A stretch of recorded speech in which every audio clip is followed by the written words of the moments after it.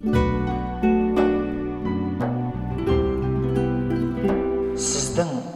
аш жүргеніңіз, қарныңыздың ауырғаны, шөліркеп аузыңыздың кепкені, басыңыздың түстен кейін ауырып іскені Аллахқа бармайды.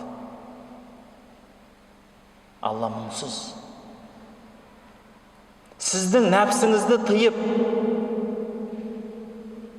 өзіңізді, көзіңізді тыйғаныңыз тағы да Аллахқа бармайды. Не барады онда? Жүрегіңіздегі тақуалық барады.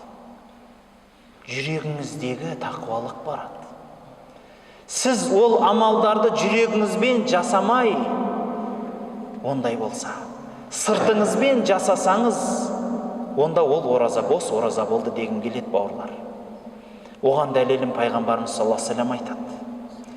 Көп адамдар бар, ораза тұтады, бірақ аш жүрген болады Алланың құзырында. Көп адамдар бар, намаз оқиды, бірақ олар жатып тұрғанның ғана сұрауын, жауабын алады дейді. Бірақ сауап жоқ оларда. Ғибадаттарының қабылы жоқ оларда. Неге? Өйткені жүректен жасалмады бұл нәрсе. Ораза, бауырлар, мына жүректен басталу керек екен. Жүректің түбінен шықпай оразада. Сіздің аштығыңыз жүректің түбінен шығу керек.